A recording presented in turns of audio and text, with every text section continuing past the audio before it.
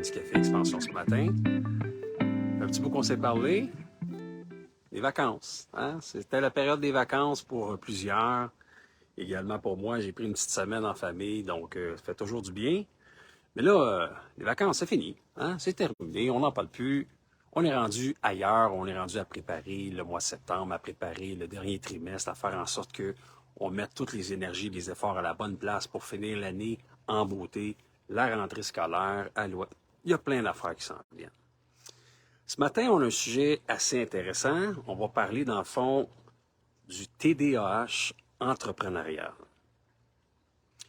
Ceux qui ont envie de réécouter d'ailleurs le live, réécoutez-le en rediffusion, #live, c'est toujours le fun de savoir qui réécoute le live en rediffusion. Également, c'est diffusé sur la chaîne YouTube d'Expansion Capital. Avec le petit pouce en haut, on met la cloche pour être sûr de suivre toutes les autres vidéos qui s'en viennent. Puis je suis content de vous voir. Je suis content d'être là matin. Je suis content d'être là avec vous. Le soleil n'est pas là. Il pleut pas. J'ai changé un peu de place. Mais de toute façon, s'il y a un orage, on va y aller jusqu'au bout. C'est pas grave. On n'est pas fait en chocolat. Donc, TDAH ce matin, écoute, pour certains, c'est considéré, je vous dirais même, comme un super pouvoir. Un super pouvoir. Puis, dans plusieurs sphères, là. Tu sais, on parle de la sphère artistique où il y a plusieurs artistes qui, même au Québec, ont un trouble de TDAH, trouble d'hyperactivité, en fait, hyperactivité et attention. Donc, une problématique à ce niveau-là. Pour certains, c'est néfaste, négatif. Pour d'autres, que c'est plus profitable. Tout dépendant de où on se situe dans notre carrière et dans nos choix. Parce que ça peut être problématique au niveau de l'école, au niveau de la vie active, au niveau de plein de choses. C'est pas évident. Le TDAH, c'est quelque chose qui est quand même de plus en plus noté. Avant ça, on disait que les gens étaient des rêveurs. Hein? Maintenant, à la seconde qui se passe de quoi, là? TDAH, TDAH, médicaments, médicaments. Let's go, on en vend les pilules, là, tu sais. Faut faire attention. Faut faire attention avec ça. La surmédicamentation, c'est pas une solution.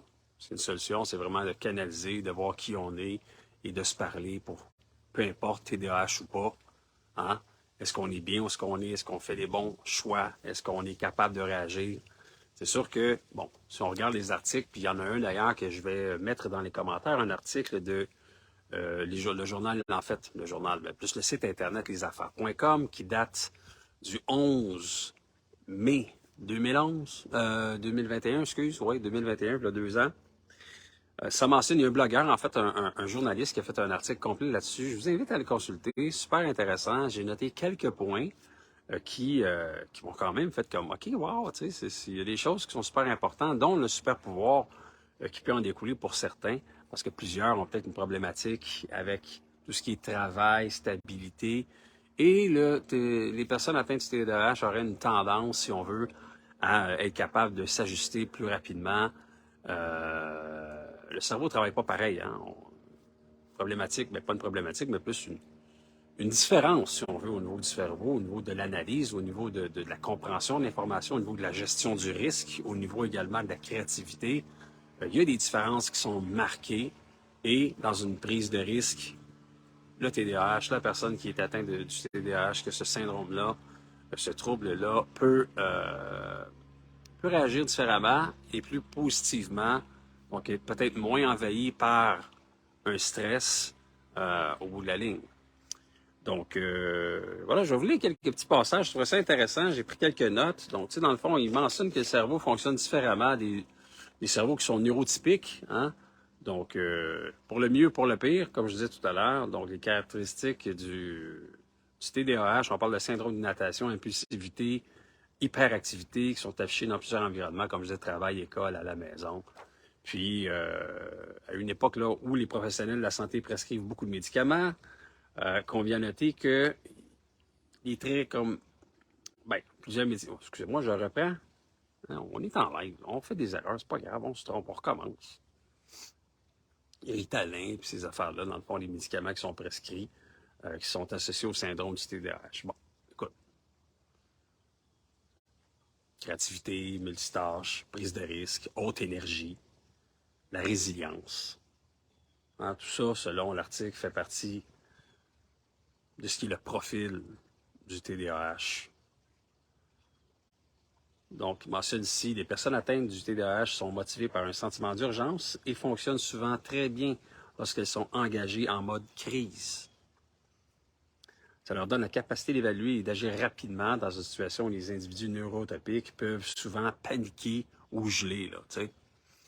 Donc, face à l'incertitude, le TDAH va prendre une prise de risque supplémentaire, il va être ultra créatif et souvent, ils vont se sortir du pétrin. Là, on parle de comme le magnat de l'affaire, des affaires, c'est-à-dire M. Richard, Sir Richard Branson, le fondateur d'IKEA, Ingvar Kamprad, j'ai écrit son nom parce que, oublie ça, c'est pas prononçable, et Bill Gates de Microsoft. Donc, il y en a plusieurs autres également qu'on connaît, qui sont des hauts dirigeants d'entreprise qui ont, qui sont TDAH et qui, malgré tout, réussissent à faire d'énormes succès. Puis, tu sais, c'est ça la vie, hein? C'est la différence.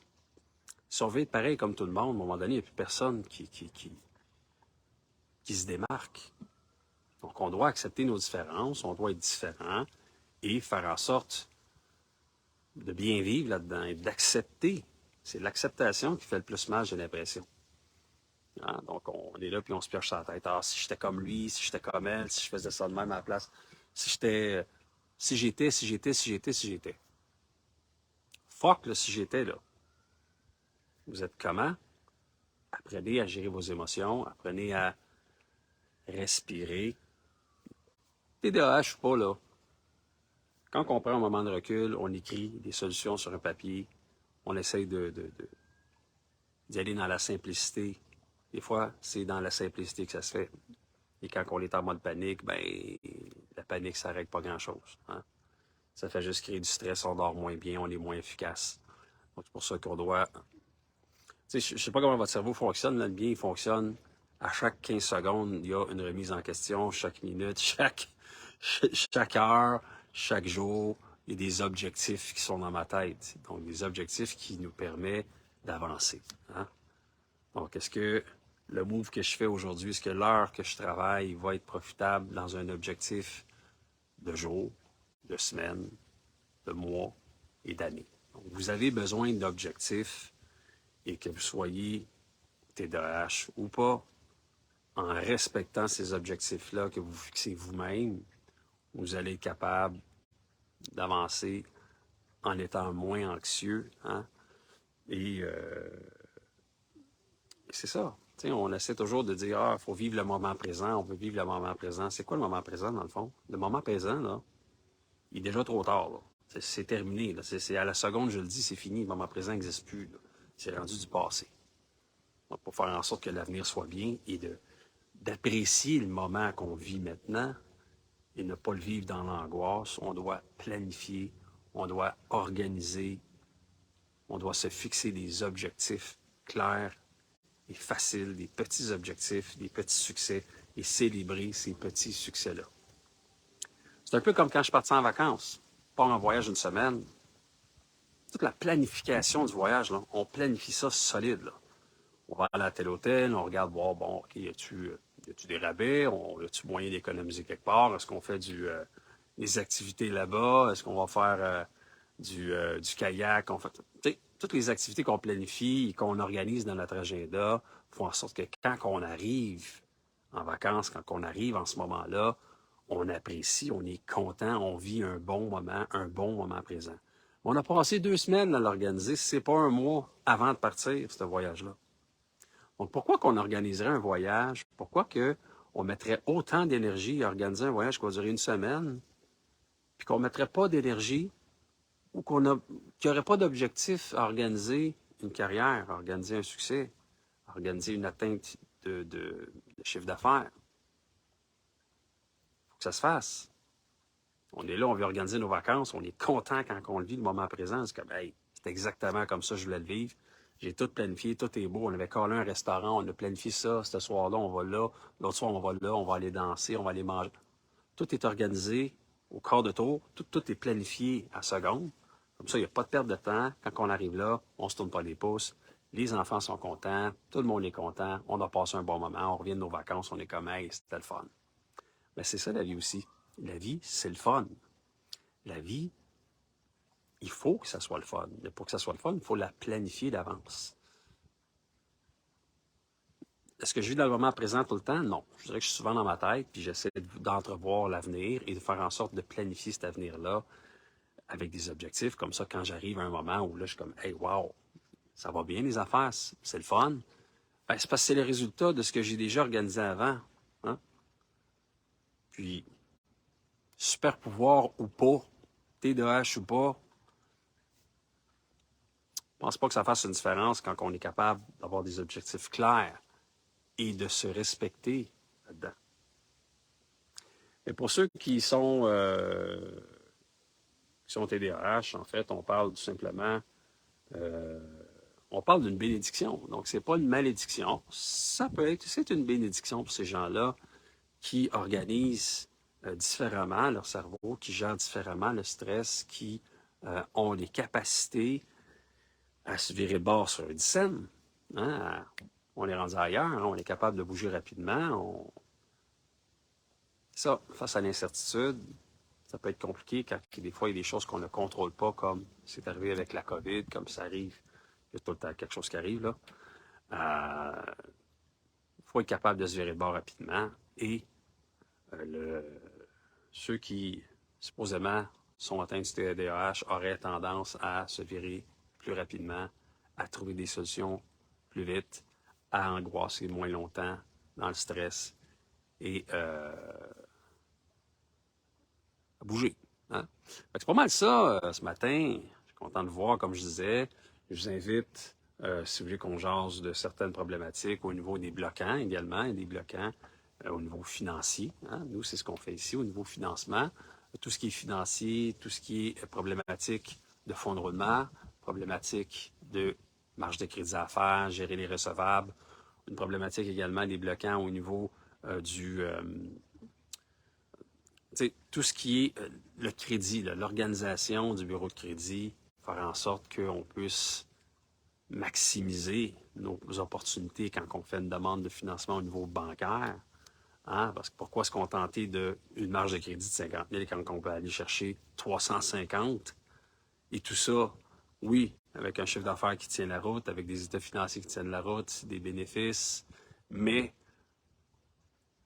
une présentation de l'entreprise adéquate, une façon de le présenter adéquatement, avoir des projections financières, faire en sorte d'être convaincant quand on est devant le banquier, être capable d'expliquer d'où on est, hein, qu'est-ce qu'on a fait avant et où on s'en va, et qu'on peut se vendre si on veut, parce que c'est une opération de séduction, même avec un banquier, même avec un créancier privé ou peu importe.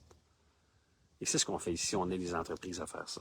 On aide les entreprises à packager ça, faire en sorte qu'ils puissent aller plus vite, plus loin avec leur entreprise. Et aujourd'hui, on parle de plus de 150 entreprises qui ont été accompagnées pour ça depuis 4 ans, donc on est très fiers de ça. On est presque rendu à 5 ans, donc le temps avance vite, le temps avance, mais on a des beaux succès. On est super content de ce qu'on fait pour les entreprises. Puis s'il y a des questions, s'il y a des besoins, vous pouvez tout simplement me contacter. On regardera ensemble s'il y a possibilité qu'on puisse travailler ensemble à ce niveau-là. Donc et voilà, c'était le Café Expansion de ce matin. Une petite gorgée de café. Je vous souhaite une bonne journée et puis on se revoit la semaine prochaine.